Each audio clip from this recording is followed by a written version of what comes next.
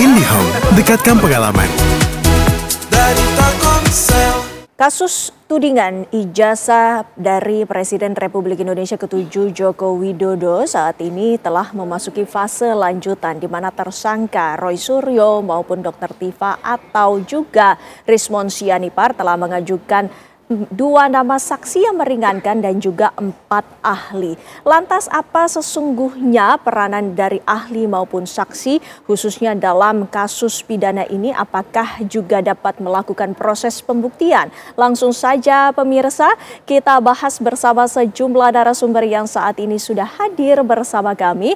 Dari kuasa hukum Roy Suryo CS sudah ada di sebelah saya, Bang Jahmana Girsang. Selamat malam. Selamat malam Mbak Windy. Ya, sehat selalu Bang. Malam Prof, malam Lecumanan.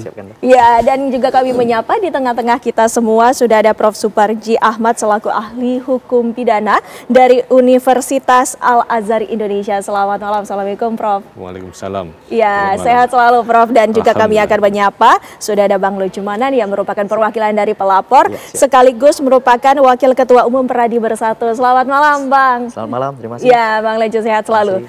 Tentunya ini menjadi perbincangan yang menarik pemirsa, khususnya dengan adanya langkah ataupun fase lanjutan. Kita langsung saja tanyakan kepada Bang Jahmada. Bang Jahmada, ini artinya sudah ada ya nama-nama yang diajukan baik itu saksi maupun ahli?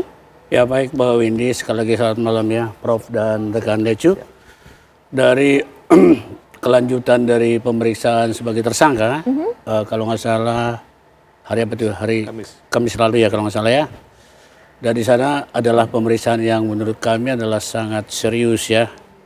Tapi sebelumnya saya ucapkan dulu terima kasihlah pada seluruh pendukung kita atau masyarakat yang empati sama gerakan Roy, Rismon dan Tifa.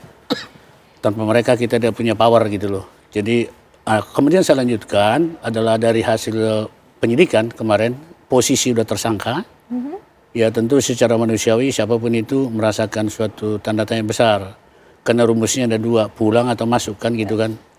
Tapi ternyata dalam BAP kemarin yang berlangsung kurang lebih 9 jam itu lebih. Ya. Dan ruang yang terpisah masing-masing, ruangnya bahkan jauh-jauhan itu. Dan seolah-olah ada komunikasi gitu loh. Waktunya juga bersamaan selesai. Nah tentu menjelang pertanyaan terakhir itu kan dakdikduk. Ya Prof ya, siapapun itu bukan hanya mereka aja. Nah kemudian dari hasil penyidikan terakhir itu ternyata pas penyidikan pertanyaan terakhir waktu ngeprint BAP itu tiba-tiba di reskrim kalau nggak salah itu kompresi pers ya. Jadi kita tidak tahu di dalam nih. Gitu loh. Jadi kita di dalam tidak tahu sebenarnya apa yang terjadi di depan ruang di reskrim itu. Kemudian menyatakan bahwa sudah dilakukan diajukan pertanyaan dalam penyidikan ratusan dan 80-an gitu ya, beda-beda gitu. Tapi ternyata diperbolehkan pulang ke rumah gitu kan. Itu satu hal yang sebenarnya kita bukannya langsung hingar-bingar happy itu enggak. Oh, inilah proses hukum. Ya.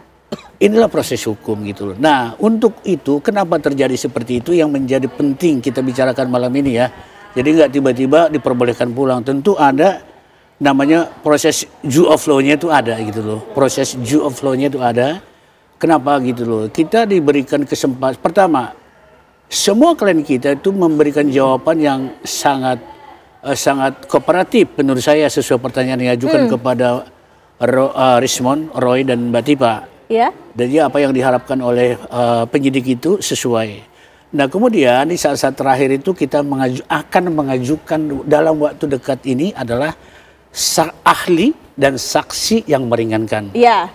Nah kami akan ajukan 4 saksi yang 4 ahli dan mungkin 1 atau 2 saksi yang meringankan. Saksi yang meringankan. Nah kemudian inilah barangkali pertimbangan dari penyidik akhirnya membuat suasana seperti itu. Ya. Begitu, untuk sementara begitu ya. Mbak Windy. Bang Lecu, tadi juga sudah disebutkan bahwa ada 2 pilihan saat pemeriksaan tersangka itu. Apakah ditahan ataukah pulang. Ini kan kemudian tidak jadi ditahan. Nah pendapatnya seperti apa Bang Lecu? Ya, terhadap penahanan itu memang artinya kan jelas-jelas itu adalah diskresi dari kepolisian. Jadi sebenarnya kami tidak ada hak untuk mengintervensi terkait dengan permintaan penahanan. Cuman kami selaku pelapor atau selaku korban kami meminta hanya meminta apabila permintaan itu dipenuhi atau tidak itu kami kembalikan kepada pihak kepolisian. Jadi kami sudah berpuas hati karena kenapa? Bahwa laporan yang telah kami laporkan selama 7-8 bulan ini telah ditetapkannya tersangka. Artinya apa? Proses penyelidikan, penyidikan hingga penetapan tersangka artinya sudah dilalui dengan baik. Sehingga menurut kami memang perlu pihak kepolisian memberikan ruang kepada para tersangka atau terlapor itu sesuai dengan KUHP pasal 65 bahwa tersangka atau terdakwa diberikan hak untuk menghadirkan yang namanya saksi meringankan.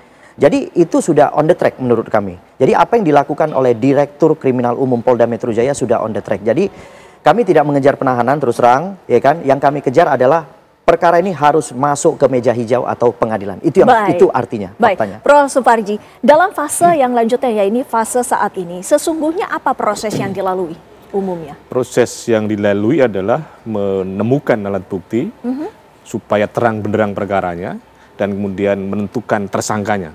Ini kan penyidikan. Nah sekarang tersangkanya sudah ada. Ya. Dilakukanlah proses pemeriksaan dan di pasal 65 tadi bahwa ada hak tersangka untuk menghadirkan saksi dan ahli meringankan. Nah itu kemudian diberikan ruang dan oleh penyidik diberikan kesempatan untuk menghadirkan. Nah untuk itu saya kira bahwa apa tujuan dari ahli? Tujuan dari ahli adalah memberikan keterangan berdasarkan pengetahuan, berdasarkan keilmuan untuk membuat terang benderang perkara berdasarkan alat bukti saksi, berdasarkan alat bukti surat yang ada. Maka kan 184 itu disusun sedemikian rupa. Alat bukti itu saksi, surat, ahli, petunjuk, baru keterangan terdakwa. Jadi ketika menggunakan alat bukti saksi, menggunakan alat bukti surat, belum terang benderang, maka minta bantuan ahli untuk menerangkan berdasarkan pengetahuan dan berdasarkan keahliannya. Maka tujuannya nanti adalah apakah memang perkara ini dalam proses penyidikan ini tadi itu memang tersangkanya sudah memenuhi syarat untuk kemudian dilimpahkan, maka ada proses pemeriksaan tadi itu.